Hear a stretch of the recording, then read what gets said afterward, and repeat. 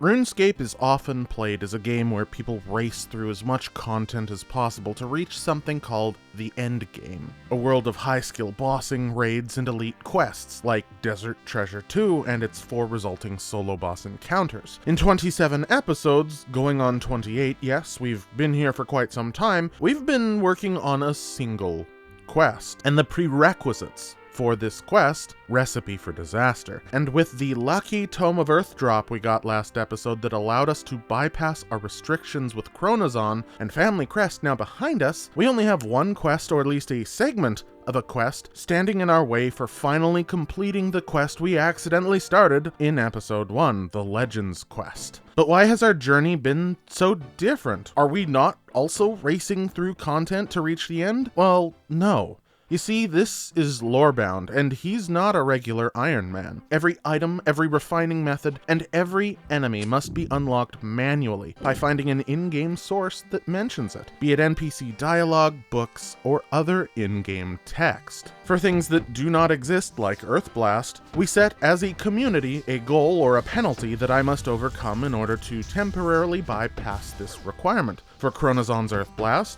it was collecting the Tome of Earth from the Huey Coatl. Last episode, I also asked what we should do post-Recipe for Disaster in terms of quest cleanup, because we started a bunch of quests that we haven't finished, and I really believe that we're going to absolutely plow through RFD today. And with a 40% coalition level of votes, shortest to longest has the win. But it turns out I might need this poll for a different reason today. Something I didn't plan for. Something that I did not see is going to be getting in our way.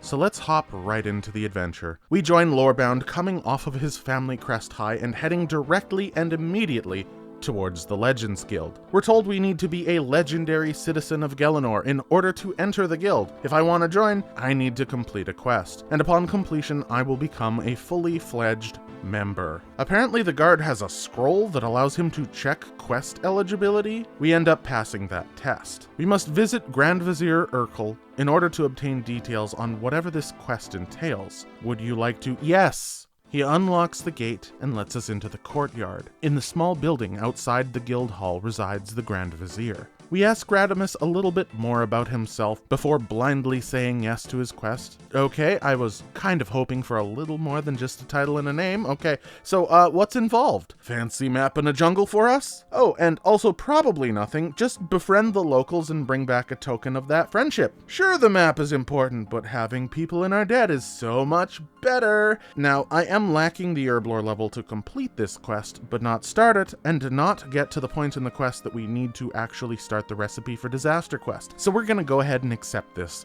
anyways. Fortunately, Radamus immediately tells us how to actually complete the map. Papyrus was unlocked during the Golem quest, and charcoal from the Goblin RFD subquest. He suggests we bring an axe and a machete and warns us about bringing a fake totem back. Okay, message received, guy. Let me just grab another papyrus and, wait, you said there was a machete in the shelf, right? Well, what about many machetes? We head to Karamja via our fairy ring and talk to a nearby forester. He warns us of some weird stuff going on in the jungle, but doesn't offer too much additional guidance. I realize we don't have enough papyrus for our 3-segment map scrawling, so I swing into Shiloh Village to the general store and load up with the stuff. That should definitely be enough, and begin our exploration through the jungle. 1, 2, and 3. That is the map complete. Now, if only that was the end of the quest. I remember both needing a bull roarer and something about the dialogue from the foresters were required during the quest, so I head back to talk to one. Okay, I see now. So now that I have something to offer you, now you give me useful information. It seems in order to contact the locals, I will need the bull roarer, as I remembered. But he has it, and now that I have a completed map of the jungle, which he doesn't have, he may be willing to part with this once invaluable item for this once impossible map to get. Sure, you know what? Copy away, bud. Be my guest. Bull roarer in hand, we whoosh it around and are greeted by Gujugo. We tell him that we are from the Legends Guild and would like to develop friendly relations with his people, and ask if we can gather them in one place. Okay, so that's a no then. So his people normally gather around this totem pole, but it has been polluted by an evil spirit. They sent the tribe's shaman, Ungadulu, to confront the spirit, but he hasn't wasn't returned. The totem could be replaced and carved from a sacred Yomi tree, but conveniently, Undagulu is the only one with the tree seeds and is currently in the caves to the northwest. So sure, I guess it looks like I will rescue your shaman then. Gujugo, obviously grateful, tells us of the triangular rock formation that marks the secret entrance to the caves. As he mentioned, we find the rocks and climb through the caves. I don't remember this shortcut, must be rather new. Neat. Exploring the cave, we do find Ungadulu, and yes, that is a little bit suspicious and not at all demonic. We're told to abandon him, or to use pure water to break the fire's ring. Shame I didn't bring a bucket. I guess we'll abandon him then. Seriously, I thought this was probably the most appropriate time to pause the quest. What? It's funny. We did as Ungadulu ask here, and just leave him be. So, heading back to Lumbridge, with access to the Karazi jungle, the only reason we started the Legends quest, we now have the requirements we need to complete the final part of Recipe for Disaster, Ceramic Vase. The fortune teller Eris tells us how to save them. We need to make the Crème Brûlée Supreme. She doesn't know too much about the ingredients, she ain't a chef, but she does tell us the egg is specifically from the evil chicken, and that the wise old man in Draenor likely knows a bit more about him. And we also need to tell him Bubbykins says hi. Man, I really wish this was an actual dialogue option. I would love to see the wise old man just blush from that. Oh, it would have been so funny. We asked the chef about the creme brulee. We blend milk and cream together. First time cream is actually mentioned. Also corn flour. We don't know how to get that. Thank goodness for this dialogue then, which unlocks sweet corn for us. Otherwise, we could have been in for like a 50-hour farming grind to try to randomly unlock sweet corn. We then need a vanilla stick from the Karazi jungle, the whole reason we needed the Legends quest started but not completed. We need to kill the chicken for its egg. Keep in mind, this is all in the past because time warping is fun. Cinnamon by grinding up a Draman tree branch, and lastly, cooking it using a method I specifically discovered in the past future while killing black dragons near the evil chicken's lair. And yes, specifically black dragons, specifically near the evil chicken's lair. I was quite adamant about those specific future past instructions. Yay! So we begin with the easiest ingredients. The Draman stick is still in our bank, and so the cinnamon is acquired immediately. When I think of sweet corn, I think of farming, but fortunately there is a whole field of them just south of Civitalis, and also a convenient mill for grinding the corn. Where's a pot? There's a pot, and there's a considerably more convenient pot. Oh well, corn acquired. Our next stop is to RuneScape's most thrilling content, cow milking and dairy churning. Wow, look at that high octane pumping action! I checked the recipe just to double check, make sure we have the correct order of ingredient adding because we really don't want another lumpy snake fiasco. For those of you who remember, nice. Vanilla beans from the... oh. Really, I need the book on me until I complete the quest. Oh, the sacrifices I must make, I guess. Vanilla beans were way down in the southwest. And then comes the evil chicken. Alright, so our home teleport is still on cooldown, so let's just warp to the wizard's tower and head north, passing by our growing supporter wall. I know we don't walk by this all too much on footage, but know that for those of you who have donated or become channel members or super chatted, I keep a tally and add you to this path. Thank you. Alright, wise old man.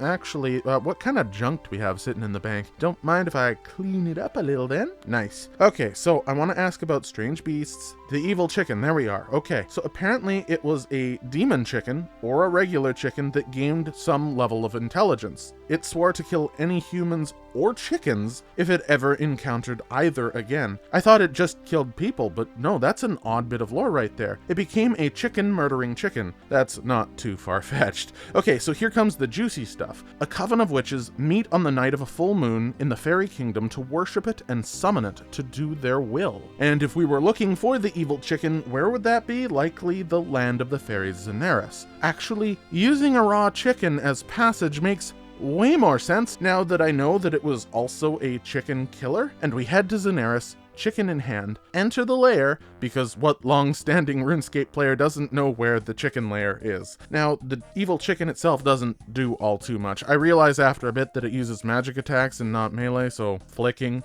Egg acquired. egg added, and then we head over to the Black Dragons, which prove as a much hardier opponent. Oh good, that only took 4 minutes. Now in the loot drop, we do get a quest item, the Dragon Token, and I guess it doesn't work in this area, so arriving back in Zenaris, we rub the coin and the world fades to black in front of us. Ka-click. The fairy dragon appears. Shocked to see that we have the token, and not the hero they gave the token to, it tells us that whoever possesses the token can ask it one thing before returning the token. We ask it to flambe the brûlée. It warns us we need some protective gloves, but we have an anti-fire shield, so I'm sure we'll be fine.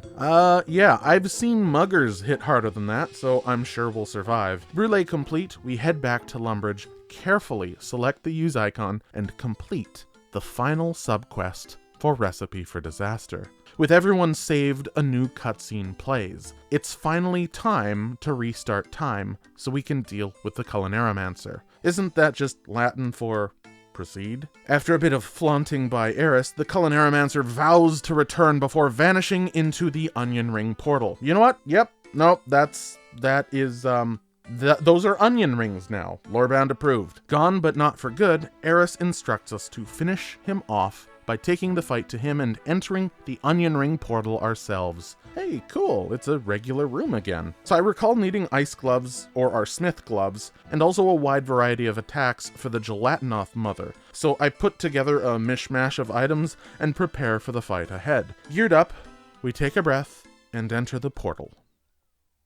I said we enter the portal. Oh my. So by the time I had done Recipe for Disaster on any of my previous accounts, this was not a problem. I never ran into this. I never expected to run into, well, this. So it looks like our RFD arc does not end here. It does not end today.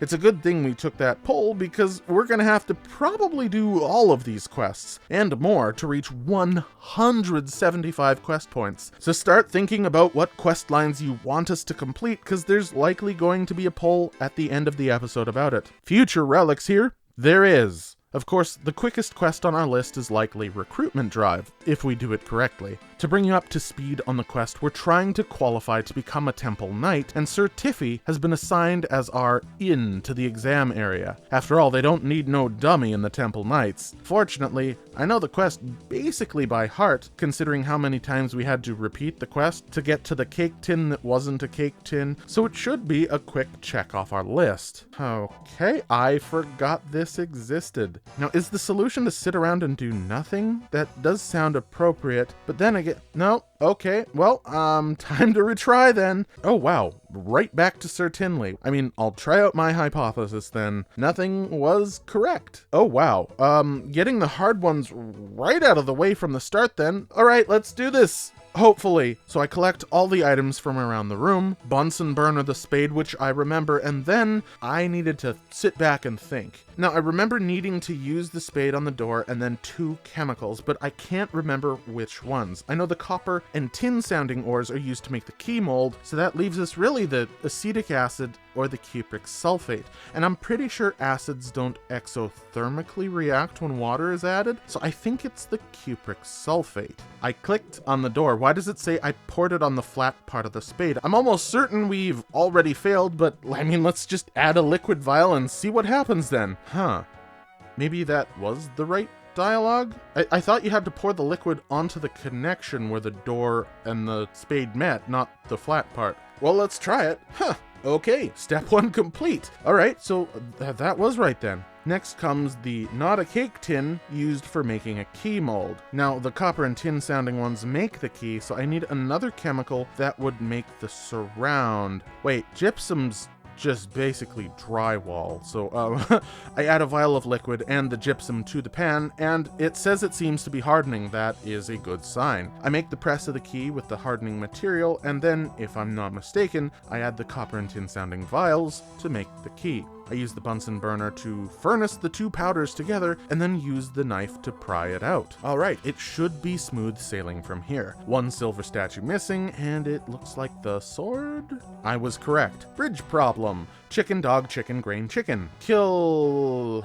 Wait, I'm not a woman. Wait, they changed the quest to be more politically correct. Guess I'm not allowed to get boobs anymore, I guess. tasks complete, we warp out of the testing area. Survey verified our results himself, and we are welcomed to the team. Quest complete. And the initiate Saleh, no idea how to pronounce this. It's British, whatever. It's a prayer-heavy helmet, and it's now ours and may come in handy one day.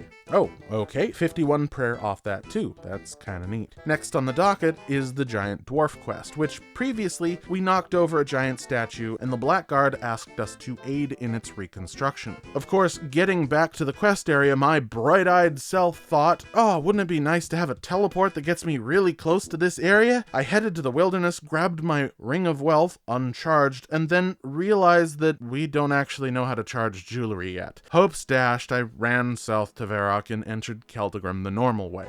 Now Blacider the sculptor needs some help collecting some items for his model to wear. Specifically, the most exquisite shoes we can find, clothing that looks like a king's, and an axe. Apparently the old king's axe still exists, so that would be the best. Vermudi the clothier says the library is a good place to look first. The librarian says yes, he does have a book on Dwarven King clothing, and we find it soon after, titled Scholar's Guide to Dwarven Costumes. After a few red herrings, like the stonemason, we find Sorrow, who did have a pair of boots that matched our needs, but he sold them to Dromund to the north, and he is not gonna let us have them. Guess I'll have to entitle myself to the good old 5-finger discount. After a little finagling, Telekinetic grabbed the other boot from outside the window. We speak to Santiri about the king's axe, which has been kept safe for who knows how long by his family, but it's also in terrible condition. Its sapphires were missing, or sold, and its edge is dulled. We might be able to partially repair it by adding the sapphires, but we'll also likely need an Encamdo dwarf to finish the edge. Well, it's a good thing I know where one is, and definitely don't need to speak to this librarian guy just to the east of here before we go check for ourselves. Speaking to Vermudi again about the clothes, she thinks she can do this, but her machine is out of fuel and needs 1 log and 1 coal to start it back up. Okay then, 1 trip later,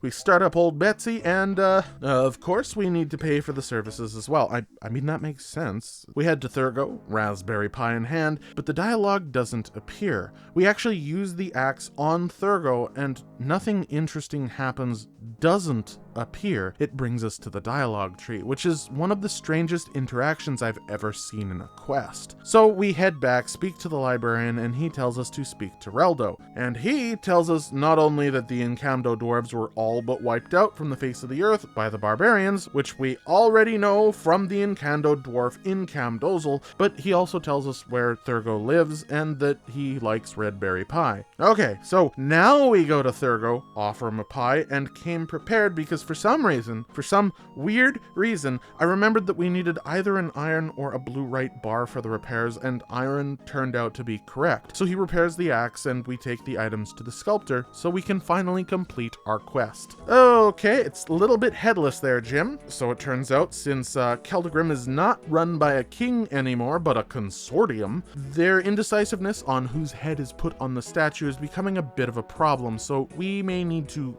get involved to accelerate that process a bit. After picking one of the 8 colors that is best represented by me, the Wiener Brown clan, obviously, the Brown engines, we run back and forth doing piddly fetch quests until the secretary tells us we have enough notoriety to do the same thing for the director. After we're able to talk to the Brown engine director, he does take interest in having a human backing them up at the council meetings, but he doesn't trust us just yet, as we're not an official member of the Brown engines. A couple deliveries more later, including a mithril bar delivery, yeesh, we persuade him to let us join the Brown engines, ask him the same questions again, and he's delighted by the idea. Oddly enough, the game breaks a bit of the fourth wall right here and interjects that now would be a good time to visit Veldeban of the Black Guard, so we do so. On talking to him, it turns out he's going to guide us to the meeting as a special guest, and warns us on meeting length. Buddy, I am lorebound. If there is a single mention of a material, I need the deets, not the minutes. So unlike 99.99% of the player base, we enter the meeting. But you aren't lorebound, so here's the minutes of the minutes. The dwarves argue about who would be best suited for the statue.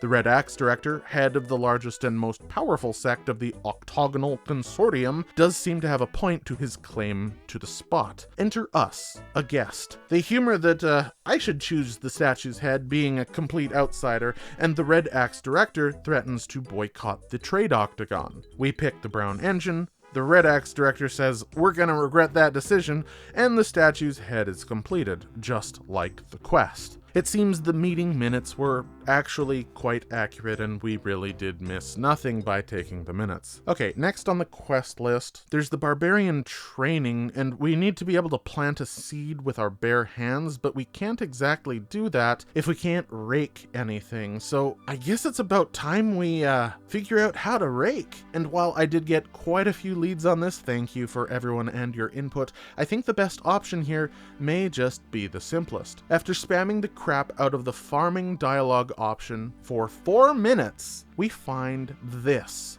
Buried within all the dialogue, there was a chance all along for the basic gardener to mention raking and weeds. I know this comment that told me this was old, and I cannot find it anywhere, so sorry, but whoever suggested this, thank you. Oh yay, our first non-quest based farming XP of the account. It's a little victory, but a victory nonetheless. We're gonna hand in some complete tasks, but then I find out we need to do Type 1I Trio to complete the mini quest for access to Spears and Hasta. Not only that, but we need to find some Barbarian bones for the pyre ships, and we need to unlock a fruit tree seed of any type in order to plant a sapling, and to do this new pot smashing technique. So this is actually pretty difficult for us. Now Otto does mention the spirits of barbarians being set free, so if a spirit appears, I do have no qualms with putting it down, so to speak, which is a new unlock for us, as it is mentioned quite clearly in Otto's description. Now, after some rummaging, we do end up finding some mangled bones, lighting a fire, and yes, freeing a barbarian spirit from its mortality, and nothing.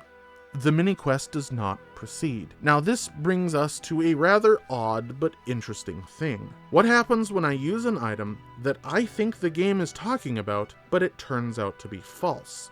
In this case, it seems mangled bones and chewed bones, 2 barbarian bone drops, are not interchangeable for this quest. Of course, chewed bones is a drop from mithril dragons, but we, not only as Lorebound, but as someone without access to the Wikipedia, had no way to know that mangled bones would not meet Otto's criteria for bones of a barbarian hero. Like a few other episodes, this is going to be a multi-poll episode, so stay tuned to the end to see what nasty little surprise we'll be voting on. The Bare Your Soul mini-quest, on the other hand, is actually very short. I don't remember actually starting this, but I guess we opened a book in the Arceus library some day ago. Thankfully, I do remember that the Soul Altar person is the person we need to speak to here. Aretha, on inquiring about the book, guesses that we are looking for the Soul Bearer. I can't exactly say no here, or I'll have to repeat the dialogue, so yes, she tells me that the Soul Bearer is damaged, but the Keymaster, the Watcher of the 3-headed Guardian of the River, should be able to mend it, and that is a Cerberus unlock, which likely won't be important for a long time, but nevertheless it's there for us. Now, the Soul Bearer itself is buried in a crypt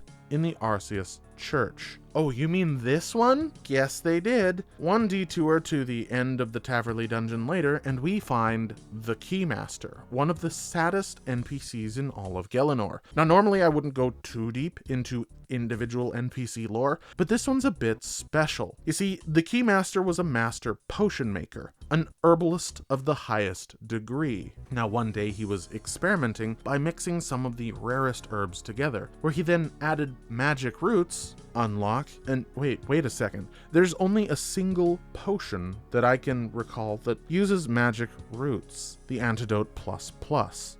The man clearly didn't use coconut milk, which we also don't have, but from the context of a magic roots-based potion, yeah, I'm gonna let this context be enough for this extremely obscure potion unlock. Yeah, so he felt like 1,000,000 gold, and then went blind. He woke up screaming, writhing in pain, foaming blue at the mouth, and 3 Arceus elders stood above him, and they said, that they could save him, but that it would come at a cost. That cost? Horns grew from his head. He remains blind, and he's now bound to the entrance of the halls of Cerberus, forever alone, laden by an important, perilous task for keeping Cerberus locked in its prison. Oh, and also he repairs the soul bear and completes the mini-quest. Man, I really hate this scrolly quest bar thing, and I really do want to clean it up before the episode ends. And so what's a nice, easy quest that my brain immediately thinks, oh, that would make for an interesting montage? Ah yes, the Rag & Bone Man 2.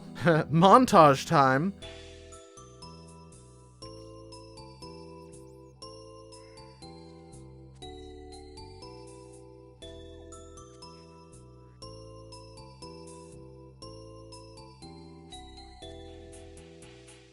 Boy, was I wrong! So, Zogre bones are locked behind Zogre flesh eaters, and Mogres behind some mini-quest as well. But did that stop me? Of course not! We have 175 quest points to get through, so we speak to Grish and start a whole new quest just to get these bones. The Zogres aren't like the other dead ogres, they got the sick, and in order to not get ill, I'll need some food and drink, probably. Grish hands us some food and potions. Too bad I can't use these unnamed potions. Grish, of course, wants us to get to the bottom of this, so we speak to an ogre guard, and he clears the way for us. We safe spot a Zogre with Crumple Undead, the only chaos spell we currently have in our repertoire, get the Zogre bone on our first kill, and, you know, we're already here, we might as well see if we can complete Zogre flesh eaters. We of course get diseased very, very early on.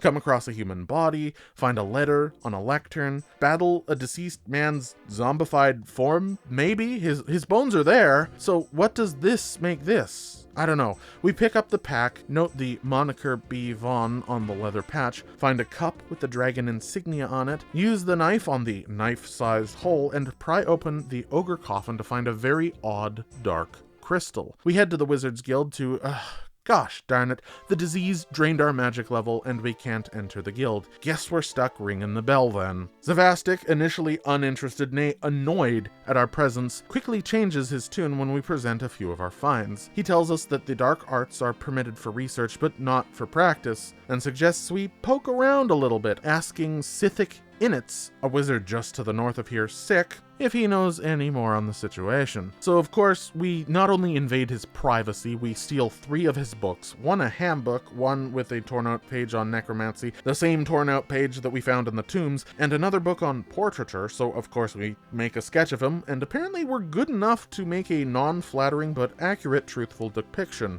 Lorebound is artiste confirmed? Well, we're not done there though. So we talk to the barkeep about the mug, its owner, likely the dead guy, and the sketchy dude who was last seen with him, which happens to match the sketch that we show him. So we get it signed, and the wizard, realizing, oh, this might be more than just circumstantial evidence now, gives us a potion, which we then sneak into his tea, turn the bugger into an ogre, and then grill him about his involvement, saying that he'll be like that forever unless he tells us the truth. The spark notes on his confession: the spell is permanent, the undead creatures are diseased, so blunt, ranged weapons are the best way to take care of them, and then he explains in detail how to make brutal arrows. A great unlock for us, and considering our current nails available, we do have a few options. As for a cure, apparently 2 jungle herbs, one on the river vine, one found in caves, can make the cure. Tired of this disease hit splat, which has been hitting us for minutes now, I decide to make a detour to the bank. And of course we don't have any rogue purse or Valencia moss on us, so we make a detour to Karamja,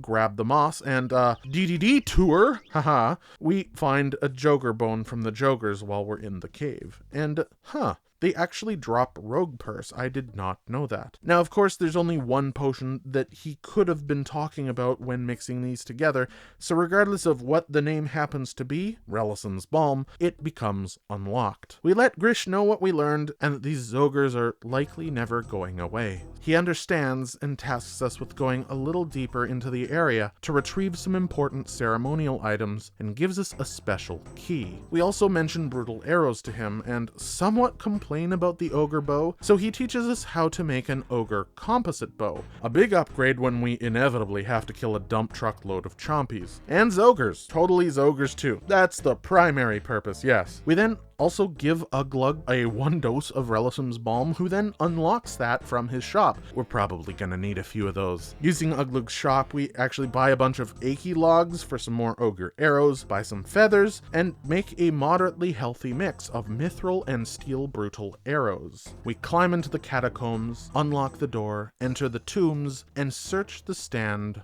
for the ceremonial equipment. I forgot how absolutely huge this guy was. So we stand on the opposite end of the stand, protect range, and brutalize the zombie with our faster attack speed arrows. Oh, I forgot about these org bones. I think we might be able to actually unlock those bones via the tombs here, as when we open the tombs, I think dialogue might be displayed in the chat box, but enough for now. We give the relics to Grish, he is pleased about their return, and we complete the quest. Oh, shoot, bones, that's where we were. Tell us about Mogres. Let me splash you with water, give you tea, here's hangover cure. Tell me now. Mogre bones. Yeah, so this takes so long. Why does boiling bones 27 times? It takes 15 seconds each. Good gosh. Oh, no. We missed one. The creature of Frankenstein tasks you with digging up body parts to make a person. The brain is here, the head is here. We read some books and get this key. This experiment is killed, who actually drops us the bone that we need. The rest of the body is dug up over here. We make a weather vane by using bronze wire to make a broom, which we got from a mold, which we talked to the headless gardener about, and the book that references sweeping. Make a conductor out of the mold that drops from the fireplace, and zap, it's alive. Frankenstein, don't want it alive. Apparently the brain belonged to the old king of the castle that Frankenstein ended up actually killing, along with his entire bloody kingdom. So you are a terrible person. Let me just grab this from your pocket, and quest complete. Cool. Ring of Karos acquired, but most importantly, we got our last bones. One final boiling session later, and every single bone is cleaned and deposited. Our reward for all this? A ram skull or a bone sack. Why not both? Quest complete. Also, 5,000 per XP isn't a tiny amount of prayer, it's actually pretty decent. Now, the ram skull is likely useless for us unless we use it in the wilderness, maybe, because I think we can reclaim this sucker for free, and if not, it's not that big of a deal. Now, the bone sack actually is not a bad tank backslot. I might actually have a couple uses for this. Oh, finally, the quest list no longer shakes up and down. Well, I mean, we're gonna need a lot more quests, and Lorebound is likely gonna need a lot more guidance, so let's get to those polls. Poll number 1, as mentioned before, we ended up using an item this episode that may or may not have been the specific item that the NPC was mentioning. Even though the item does perfectly fit the description Otto used, it was clearly the wrong one. So how do we rectify this error? 1. Do nothing. This should have worked, and Jagex clearly has this wrong. 2. A Slayer Point sacrifice. Buy the duly noted perk which is related to Mithril Dragons as recompense. 3. Every Metal Dragon task from now on must be done on Mithril Dragons until a Chewed Bone Drop is used. Or 4. No, that's not enough. Go get a Dragon Full Helm. The series is in your hands. Second poll. We need 175 quest points, and we have 129. We have a few things we can do to meet this goal, so what should we do for the next episode? 1. Continue picking through our existing quests, starting with the ones we should be able to complete and progressing the others as far as we can. 2. Get some high quest point, low effort quests out of the way, like Sheep Herder and Romeo and Juliet. If you have other specific easy quests that we can plow through, comment them below. 3. We choose a series of quests and complete those from start to finish. If this ends up being the winner, I will post yet another poll in about a day's time, and I'll be tallying the comments below to pick 4 quest lines that you guys want to see done. And 4. A quest suggested by XX_lowly_XX, and yes, if you didn't want the X's said, they wouldn't be there. Sorry, that's an inside joke for one of my friends. Hey, buddy! So, yeah, we could do the Throne of Miscellanea quest, which would not only drastically help our Herblore out, but we do need to level that anyways. Well, I have got a whole garden of IRL carrots and beets to harvest, so I will leave you all stewing in the polls for a little bit. Thank you so much for watching, and a special thanks, as always, goes to our channel members, Ahumaya, Harry Enjoys Ducks, Rivacious, Nantuko Avatar, and One Green Fig. And if you're new to the channel and have made it this far and have not yet subscribed, why not hit that button? It's free and lets you know when I'm about to drop a new episode. Speaking of, hope to see you there. Toodles!